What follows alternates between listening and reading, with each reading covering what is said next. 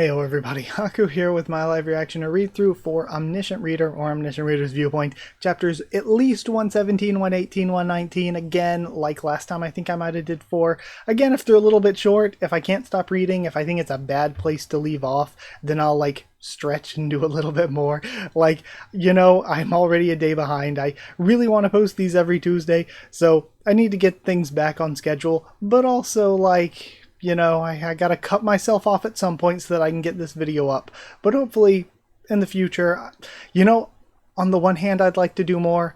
On the other hand, I'm actually not super crazy far from catching up. I think I'm only like 100-ish chapters, which if I keep going 3 or more chapters a week is only gonna take less than a year.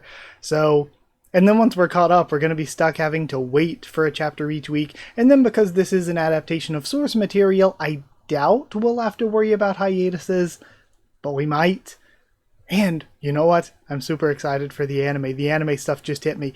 That's going to be so cool. I really hope it gets a good adaptation because Omniscient Reader is really just that good. Like right now, the 3 webtoons I'm reading for the channel, Tower of God, I've been reading since 2010, 2011, doing videos since 2016. I love Tower of God so much. The anime adaptation, not the best, but I absolutely love Tower of God. Omniscient Reader is just so good. It is so good, and I feel like Omniscient Reader really has that potential. Tower of God, of course, obviously does. We've seen it with the webtoon. It does have that kind of potential, so I really think that I really hope, more than Tower of God though, I hope Omniscient Reader gets a really good anime. Because with Tower of God, I feel like the story can kind of carry things a bit. And it's like, okay, the anime gets people to go read the manhwa or whatever. It's fine. But with Omniscient Reader, the adaptation that we're getting here, obviously it's based on a novel, so the entire thing is story carrying it, not really visuals there. But then we have the adaptation into webtoon, and we're going to adapt again into anime. And so, to me, more than Tower of God, the adaptation into the anime for Omniscient Reader needs to be good, because the webtoon is so gorgeous. The webtoon looks so good that if the anime doesn't look really good, then it's what's even the point? What's even the point of doing an anime adaptation when it's not going to look as good as how great the manhwa looks? So there is that. I guess last time reading, I don't know even where I'm going with the intro anymore. Last time reading, we ended off, I don't know if we're going to be done with the underworld stuff or not. Because it seemed like, Dokja was being let out, he had the blindfold on, he made this deal and all, and I guess maybe we're done with this for right now, and we're going to maybe start moving towards that next main scenario where we're hopefully going to, fold Gongpil-do and Shin Yu-sung. No, wait. Shin Yu-sung. No, Su-young. Han Su-young. Okay, I mixing up their names. I feel like I've seen Pyro do it a bunch. It's really hard to not mix up the names. So yeah, I remembered it was Su-young. That's why I was like, wait, so what was Su-young's surname again? And then I remembered Han Su-young. So hopefully we're folding them back into things. And then I think the best thing to me, the thing that hit me hardest, I thought was the most hype. It's hard to, I don't want to recap everything because there's just so much we went through and so much we learned. The Hades and Persephone stuff's really good. The biggest thing to me, though, the one huge thing, is something getting censored for Dokja. I think that was the coolest thing last week, because then he has to have this pants-shitting moment of, oh God, I read the novels, right? There shouldn't be anything to this world. Because if we're saying from his perspective, if this is a fictional world becoming real, then if he read the book, there shouldn't really be anything outside of his scope that would be censored to him that he wouldn't know. But this is showing that this world is real and living without him, without his knowledge. There's more that he doesn't even know, which has got to be a huge, first he thinks he's living in a normal world, then his entire world is shattered by oh, I guess this book I read is real now, and then his world is shattered again where it's it's so real that it's real beyond what I know. That's insanely crazy. So yeah, there are things even beyond what Dokja knows, and it's huge too for the story of Omniscient Reader, because that was his thing. Dokja's thing that he could sort of use against the constellations was he knew what was going to happen in the plot. He knew certain things ahead of time. So there being things that the constellations know that Dokja doesn't know just completely takes away some of his strongest ability or his strongest, boon in this whole story.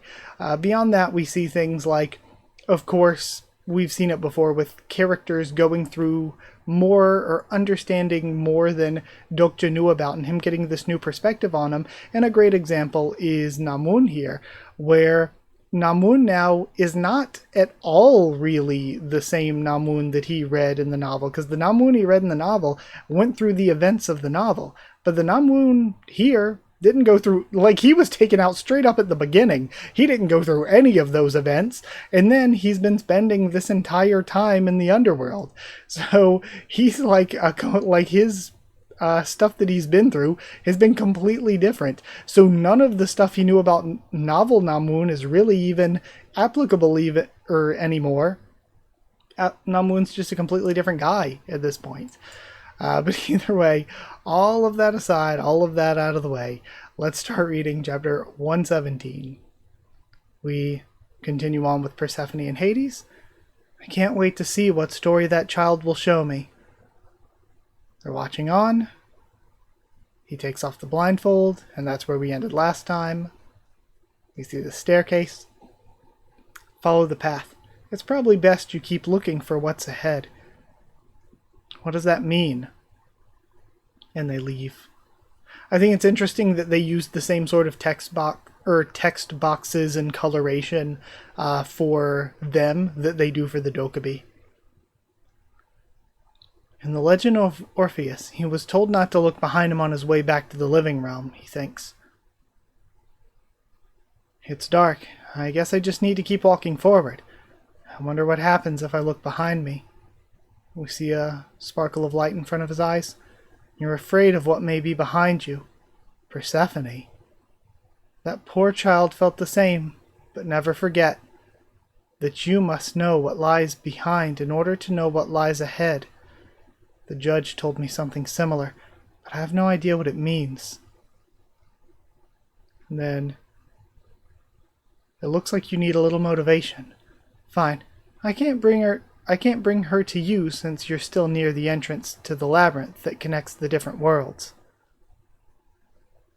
And then, Mister, is this Yu Sung of the 41st round? Okay. Then, Chapter 23, Abandoned World, Part 1. Okay, so we're starting an entirely new chapter. Time flows differently here, where different worlds connect. Many years might have already passed for Yu Sung. Mister, can I call you that too? You're older than me now, are you sure? She must be affected by the memories of the young Yu Sung. She hovers by him. And then flies off. I'm sorry, I can't save you right now. Don't worry. My story it hasn't ended yet. You can't end it here. Not when you've suffered for all those years. I won't let it. Then, I've only gotten to know you through the memories I've had in this world. But why are you being so nice to me? You don't know anything about me. I guess Dokja does know about her, though. He knows everything that he read. He read all that she went through that was in TWSA, and I feel like a lot of us would be the same. Like, have you ever read a story and then, like, there's a character in the story that goes through a lot of horrible stuff and dies? And it's like, okay, if I was placed into that story, if I was given the chance, like, Dokja has this chance to have the story he read with this character that goes through horrible stuff and then dies. He has a chance now that he's in that story to save that character. I feel like a lot of us could feel the way that Dokja feels about her. It feels strange. I definitely don't know you, but you make me feel understood when I'm with you. Almost as if I'm in the presence of a god. and he's shocked by it. Save me. I will. There has to be a back for me to be able to face the front. I think I get what Persephone meant. This is what's behind me. And also what I should be heading towards. Man, that's so cool. That is so good. There has to be a back for me to be able to face the front is like such a good line. That's so good. Like, I think that's a better line even than this is what's behind me and what I should be heading towards. Like, that's good too, but just the idea that there has to be a back for me to be able to face the front. That's so good. Because, like, any direction you're facing, it's like, well, I'm walking that way, so that's forward. But, like, forward can't exist without behind. God, so good. And then, of course, using it in the meta-narrative sense of, like, what's happened in the past is what you need to think about in order to move toward the future. Like, you can't have the goal without whatever event. You can't have the effect, the goal, without the cause behind you. Could this be how Jungkook felt? He must continually travel back to the past, but that's the only way he can move forward. I've managed to bring her here temporarily with my powers. And then he's surprised. But you must hurry. There isn't much time if you wish to save her. Remember, is that the exit? People are the sum of their stories. That's really good too.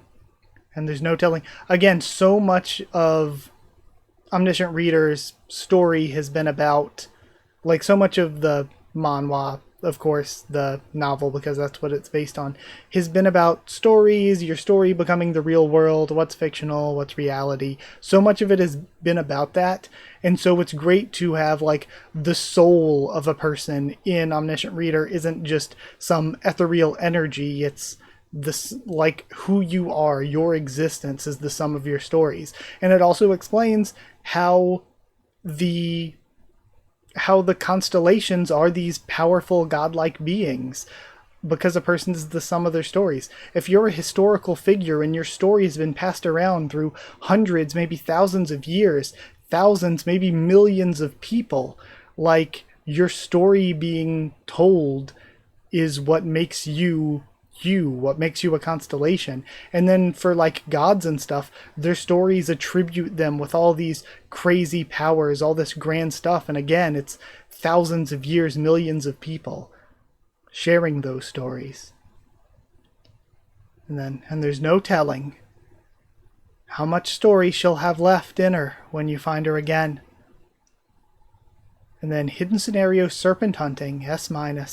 Hunt down the target in the area where the 6 main scenarios held. Time limit until the end of the main scenario.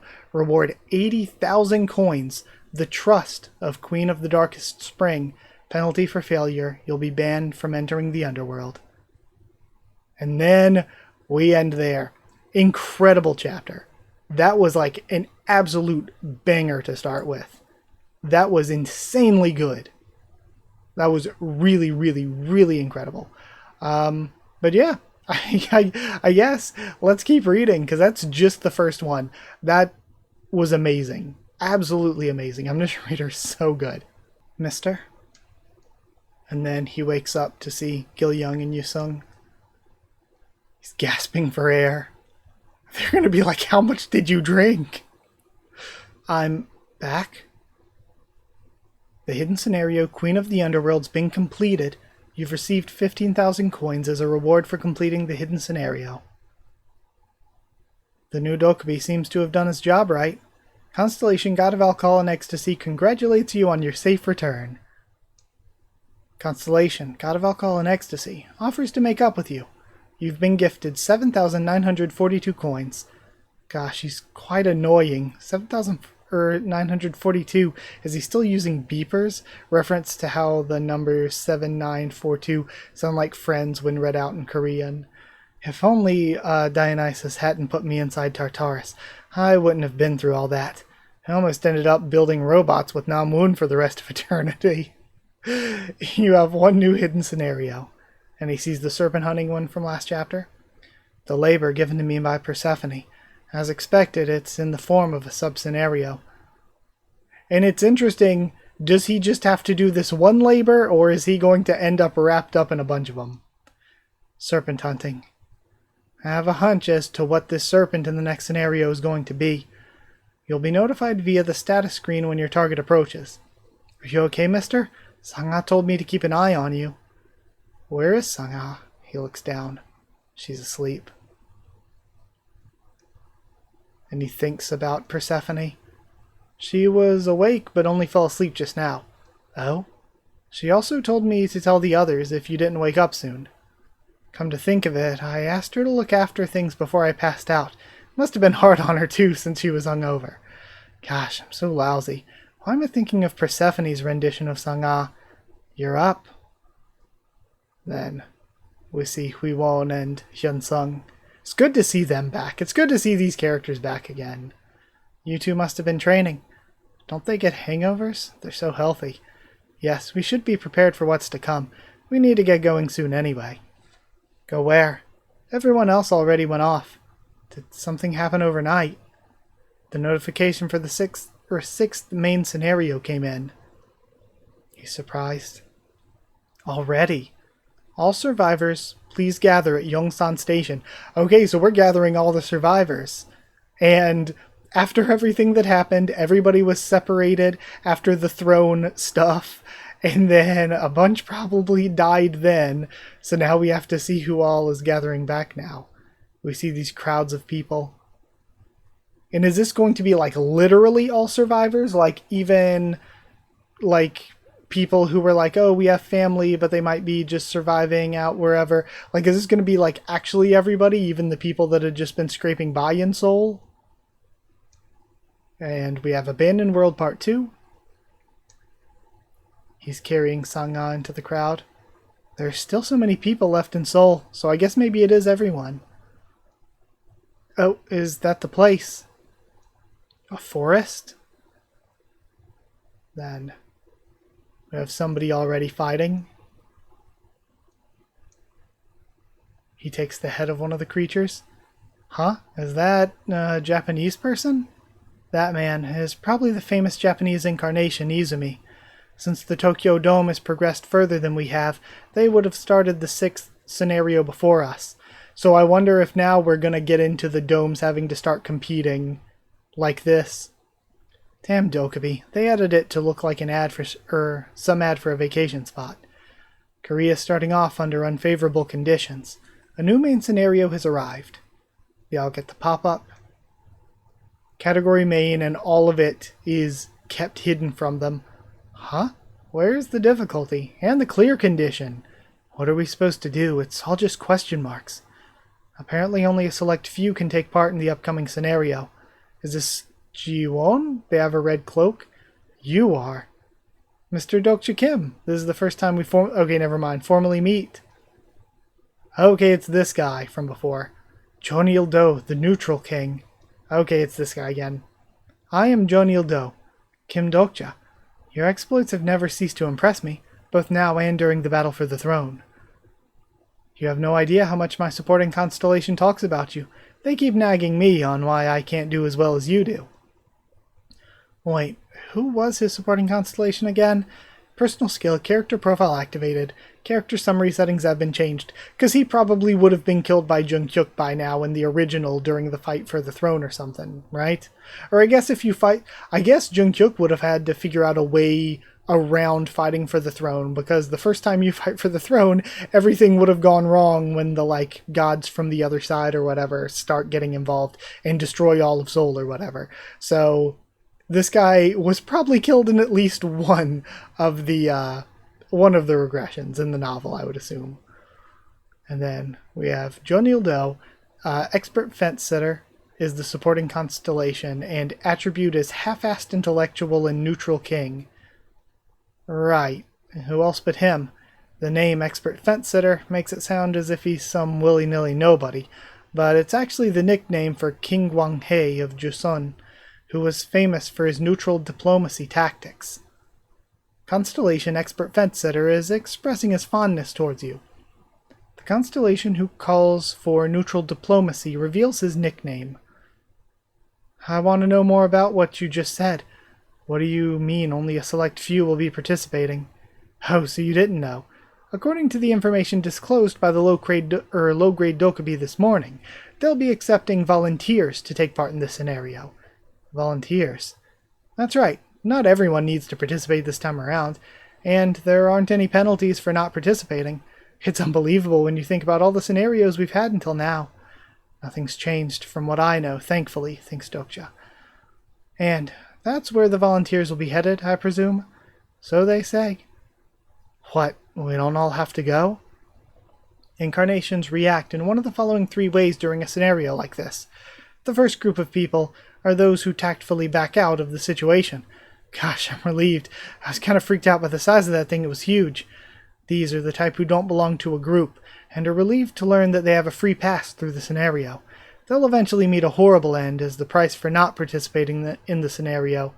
Yeah, of course, you would assume, like, if you don't participate, you would either just get punished because it's like you're out of the game, so you just get killed, or you would just not receive the benefits, and the benefits would be something good. So not participating, especially in a main scenario, something that sounds like it's pretty much mandatory, is kind of a bad move.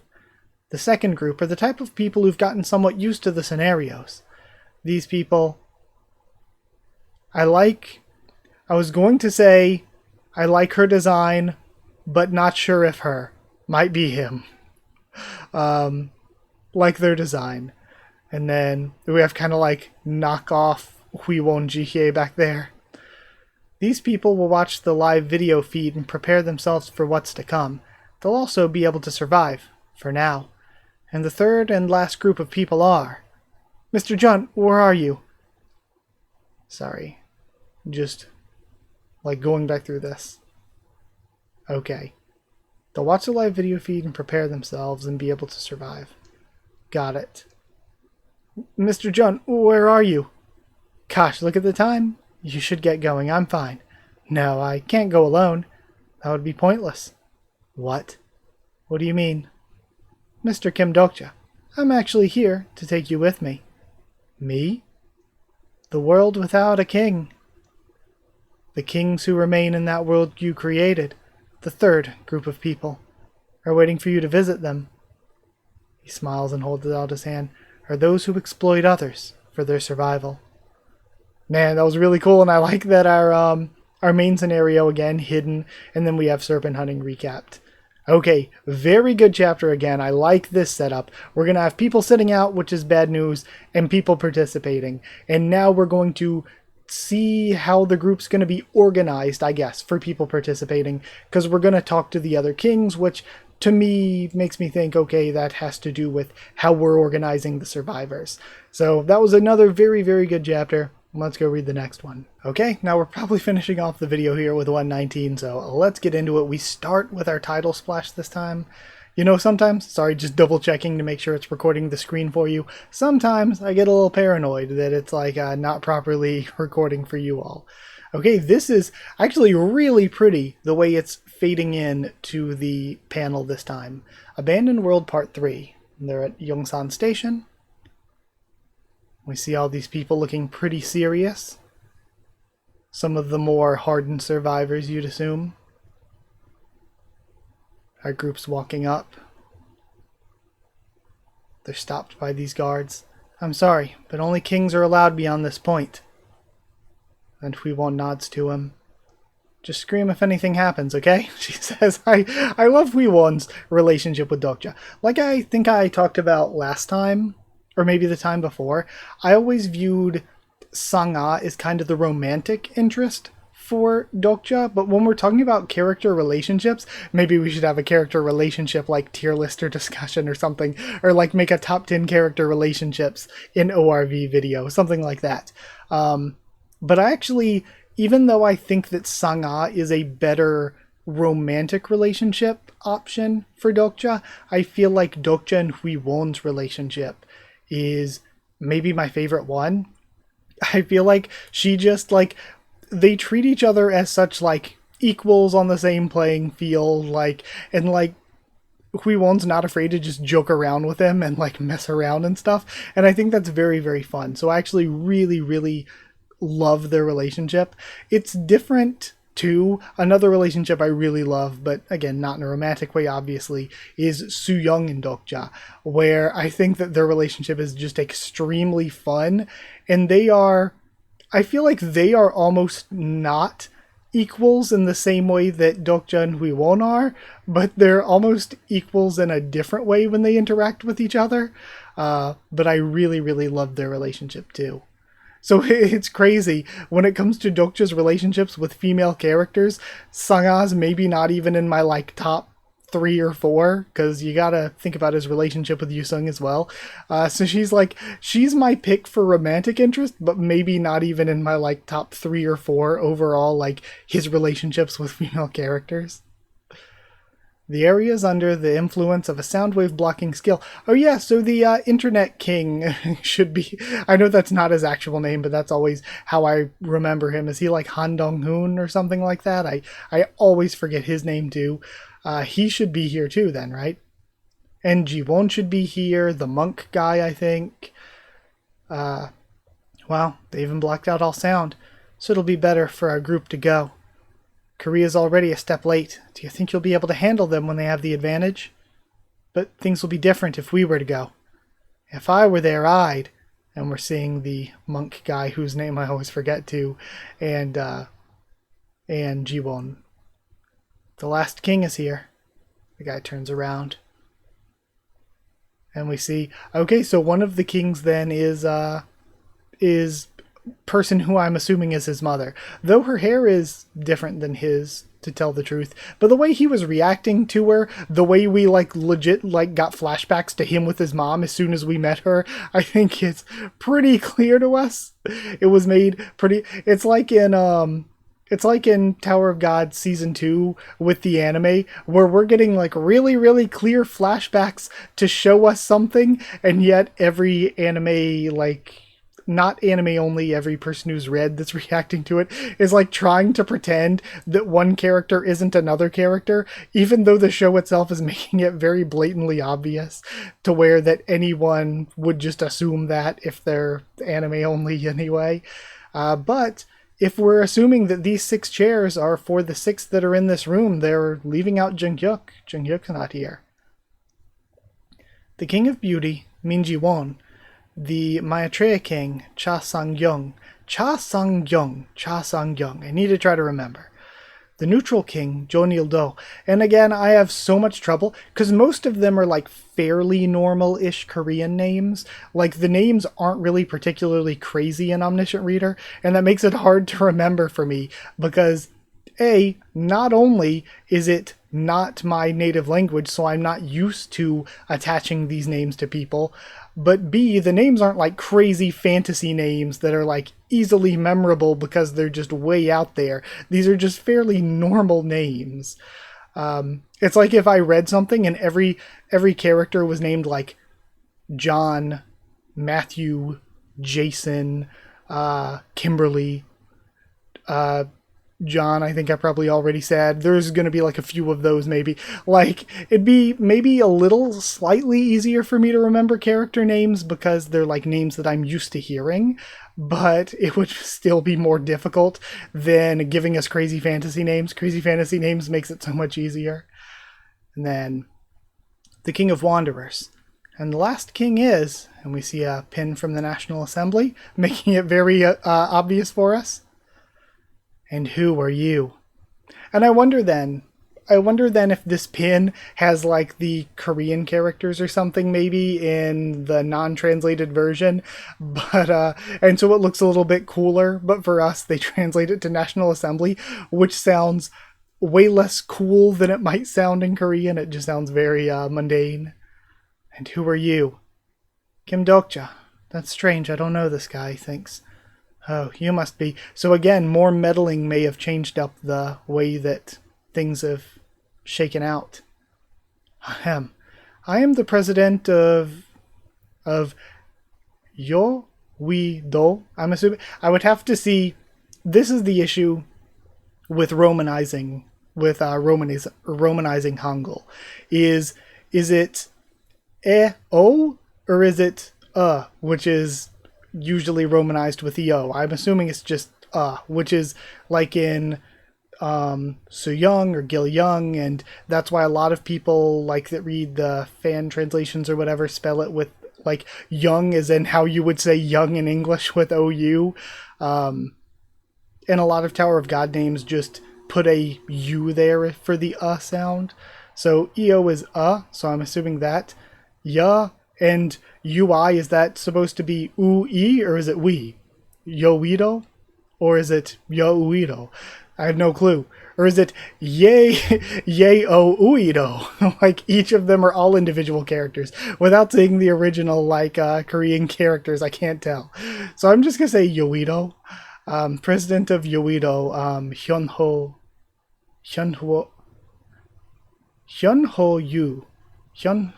Yu, okay. Or Yu Hyunho. That sounds better. President of Yoido. But the president is already dead, or is dead already. What's he on about? Mr. Yu isn't a king, but he's here for now since he leads a faction of his own. That king nonsense again. Do you still think we're in the Joseon era or something? We're living in a liberal democratic society. Please, come to your senses. Character summary, Yu Myun-ho. Supporting constellation, master manipulator of national intelligence. Personal attribute, corrupt politician, which is rare.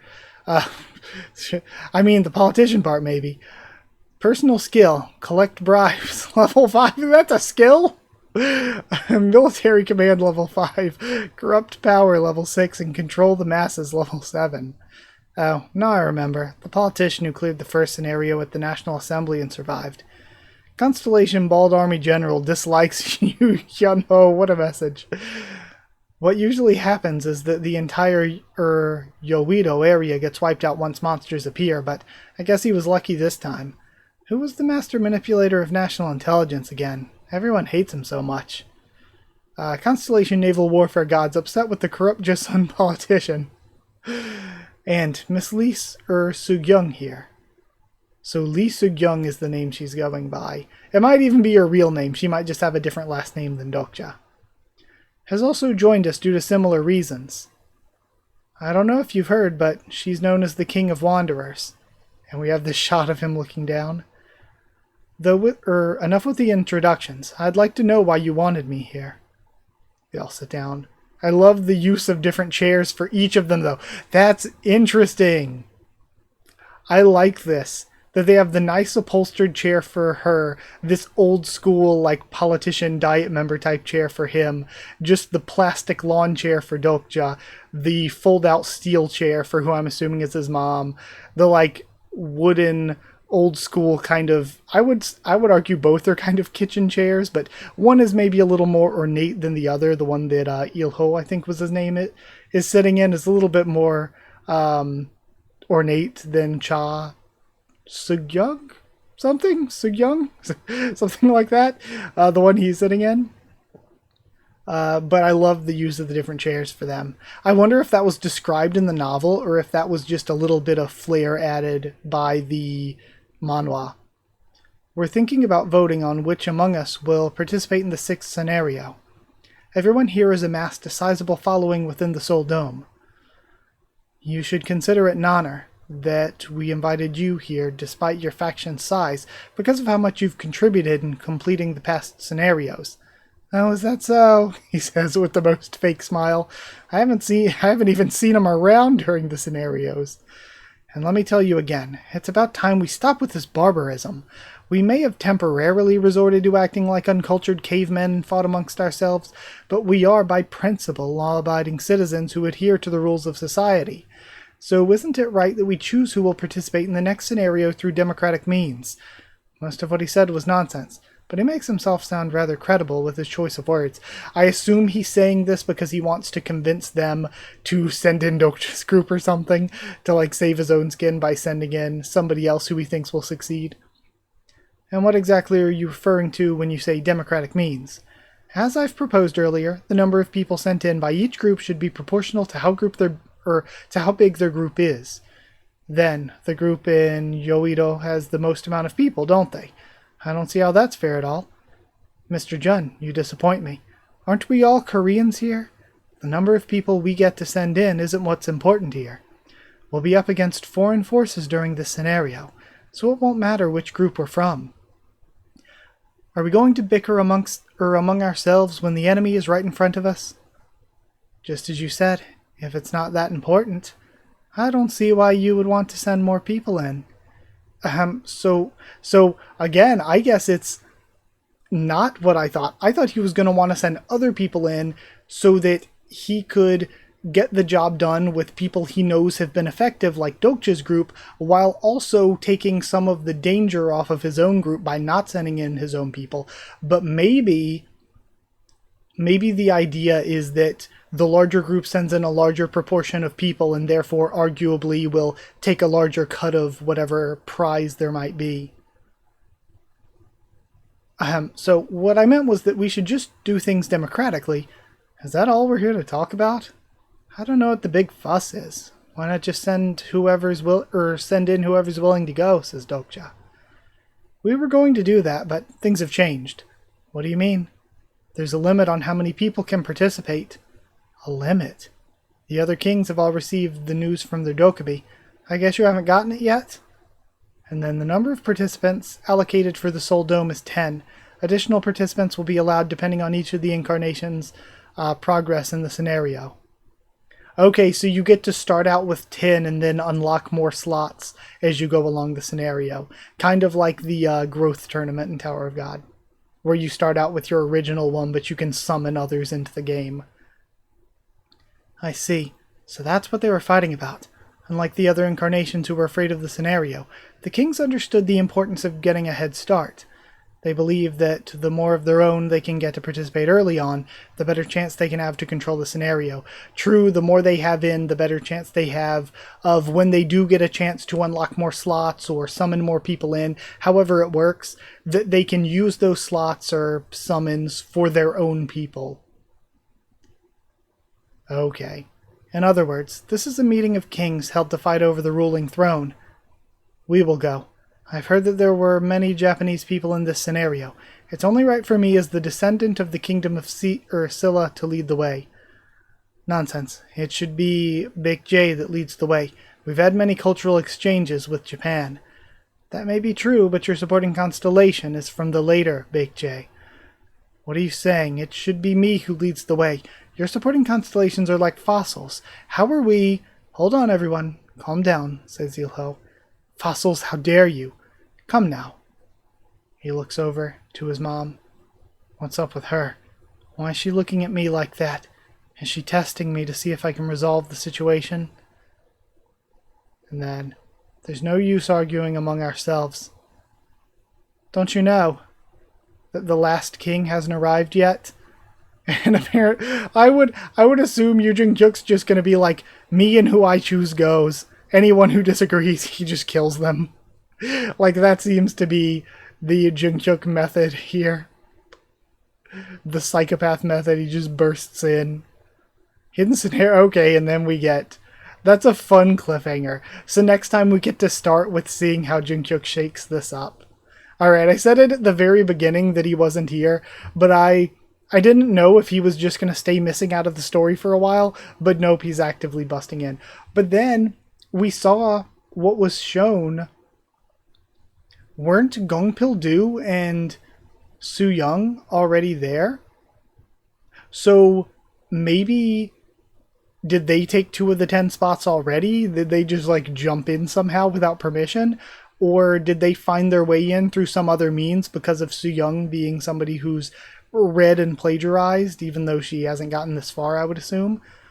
Is that a potential reason how those 2 might have already been there? Because weren't they already there? Or maybe maybe I perceived that wrong and he was kind of seeing a little of the future, maybe? I don't know. But if they're already there, that could mean we only get 8 slots. Either way, you would assume the slots are going to Dokja's team, but I kind of hope they all don't so that we can get some new characters. I'd love to see some new characters get roped in. Like if we're getting like at least a character or 2 from each of the groups. So let's say there's 7 groups. You could have 1 person from each group go in. Do all the kings go in? I highly doubt that. So if we were to only have 10 in there, and let's just assume that they're either going to take the spots or they have already taken the spots. Let's say 2 of them already went to Gongpil-du and to Suyang, or are going to go to those 2. They either already did or they're going to. So that leaves us with 8. Let me make some predictions on who I think the 8 might be. I think Junghyuk and Jihye are obvious choices to me, because Junghyuk's going to want to go, because he, of course, likes to control these scenarios and everything, and he probably wouldn't want to go without Jihye. Dokja's our main character. I think he would go. So that's 3. I think there's a good chance, we don't know how this gets resolved, but if Junghyuk's like, we're going, you people aren't, I don't know if all the other kings will be like, okay, we won't send any of our people, we'll have to rely on you, or if we get Dokja's mom going herself, again, I'm making assumptions, so if I'm wrong, whatever, but I don't think I am, Dokja's mom, or the one that was with her, the one that seems like her like right hand, her helper.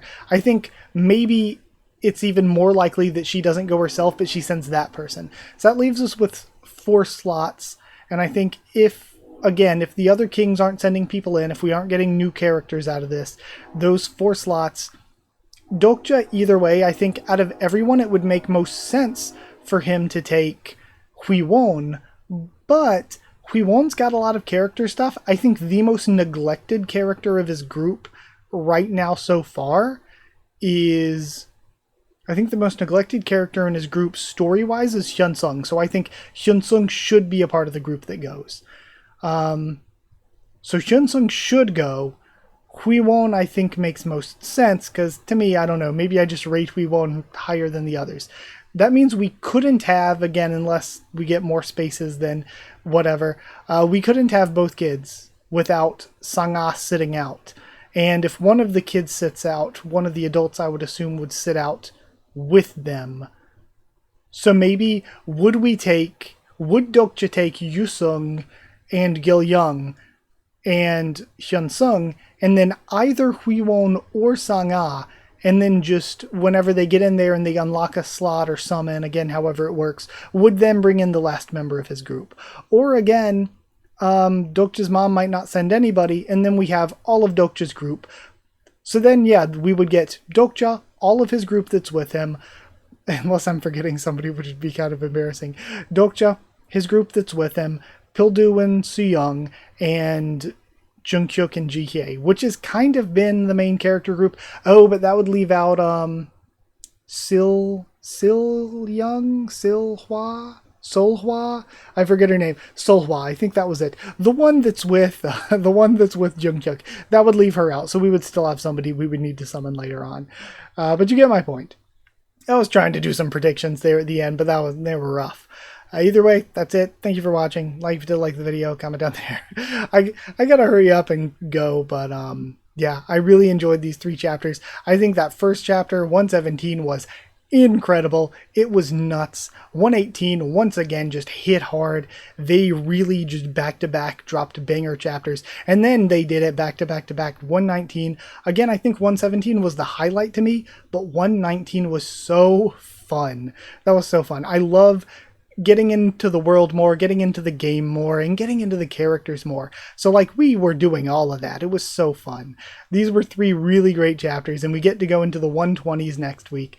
So gonna end things here. Like, comment, subscribe as usual. Follow on Twitter if you want. If you want a link to the Discord server, it's free and open for anyone.